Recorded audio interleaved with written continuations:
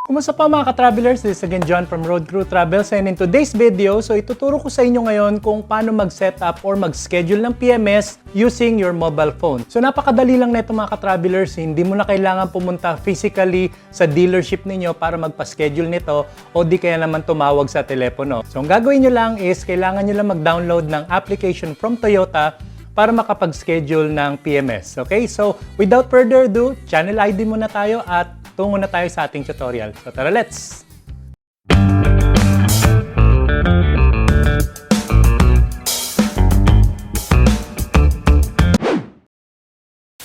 And we're back mga ka-travelers. Kagaya nga na sinabi ko kanina, so tuturo ko sa inyo ngayon kung paano mag-set up or mag-schedule ng PMS using our mobile phone. Ayan. So PMS, ano nga ba yung PMS? So just a refresher, PMS means Preventive Maintenance Service. So ito yung serbisyo na ginagawa sa ating sasakyan para ma-maintain ito at malaman natin kung meron pang mga sira na dapat ayusin. Para hindi na dumating sa punto na, alam mo yun, lumala na yung sakit ng ating sasakyan. So kagaya rin nating mga tao, di ba tayo nagpapacheck up din sa doktor para at least malaman natin kung meron ba tayong sakit or di kaya naman, yun, alam mo yun, ma-maintain lang natin yung kalusugan ng ating pangangatawan. Kung halimbawa may ma-detect na sakit ang ating doktor, at least binibigyan tayo agad ng prescription para hindi na lumala. So, ganun din naman sa sasakyan mga ka-travelers. And this would be actually our third PMS na dahil nagkaroon na rin tayo ng mga videos ng mga nakaraan about our first and second PMS. Yung first PMS namin is 1,000 kilometers ang inabot, and then pumunta na kami sa casa para magpa-serbisyo sa aming sasakyan.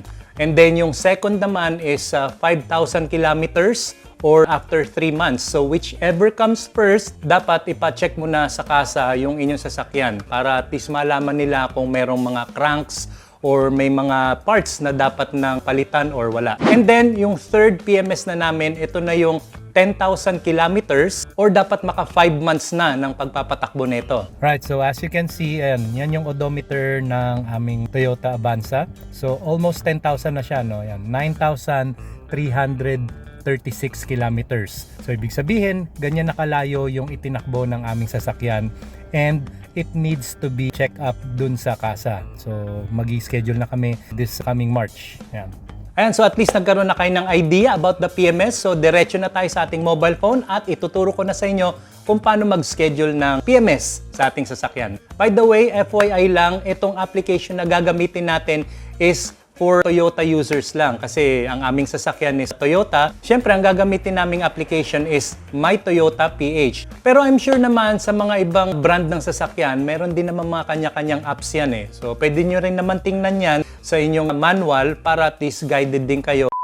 So, hindi ko na kailangan patagalin to. So, diretso na tayo sa mobile phone para i-set up na natin ang ating PMS. Okay, so yun po mga ka-travelers. So dito sa ating mobile phone, hahanapin na natin ang ating My Toyota PH application. Ayan, so ito na siya, My Toyota. So click natin yan. And then from here, of course, nandito na tayo sa ating dashboard. So makikita natin lahat ng information about our car. Punta na tayo ngayon dito sa Book Service button. So, click natin yan. And then from here, ayan, malalaman natin kung saang dealership tayo pwedeng magpa-PMS. So, dito naka-automatic na. So, sa Toyota Global City siya. And then, select service. So, click natin. So, mamimili tayo ngayon kung anong klaseng service ang gusto nating ipagawa kay Toyota. So, dito, since PMS ang gusto nating ipa-serbisyo sa kanila, so ito, pili natin tong Preventive Maintenance. Ayan. And then from here, yan, tinatanong niya kung ano na yung estimated mileage ng ating sasakyan or gano'n nakalayo ang itinakbo nito. So, since this would be our third PMS, so lalagay natin dito 10,000 kilometers. Ayan. So, done. And then, mamimili na tayo ng date. Ayan. So, medyo puno na yung sa February. So, I choose March. So, pili natin to. Ayan, March 8. And then from here, ano yung preferred time natin? So, piliin natin dito 11 a.m. Ayan. And then, dito may option kayo kung gusto nyong hintayin yung sasakyan ninyo na matapos yung pagpapa-PMS. Or kung hindi naman, pwede nyo namang i-turn off yan. At ang mangyayari dito is papipiliin kayo ng pick up date tsaka pick up time. Tapos mag-note na lang kayo kung ano pa yung mga ibang information na kailangan gawin. Pero ako, I just choose na hintayin na lang yung aming sasakyan na matapos yung PMS niya. So ito, i-turn on ko na siya. So I'll wait for my unit at the dealership. Ayan. And then from here, click na natin itong book service. Okay? Hang tight. We'll be with you shortly. Ayan.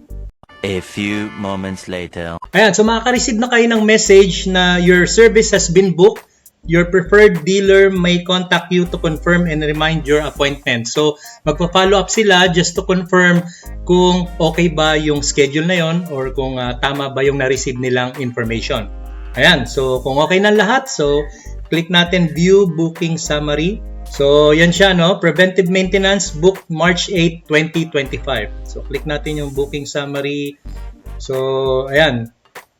Yan lang yung mga information katulad nung booking reference number and then dealership which is Toyota BGC and then yung date and time and then yung service type which is PMS nga.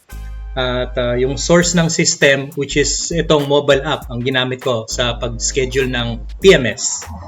And then if you would like to cancel the appointment, so click nyo lang yung cancel appointment or kaya naman reschedule appointment. So ganun lang yun. So that's it. So ako goods na ako doon sa schedule na yun. And I'll just wait for confirmation ng tawag or text. Meanwhile, So yun po mga ka-traveler, so yan, naka-receive na ako ng email confirmation coming from Toyota na yes, good to go na ang pagbubuk ko ng aking PMS, God willing sa March 8, 2025. Okay, so yan, goods na. Salamat sa Diyos.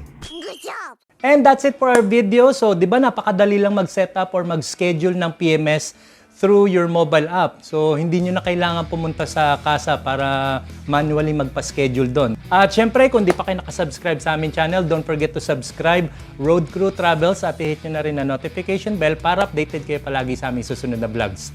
So, till next time mga ka-travelers, maraming salamat at God bless.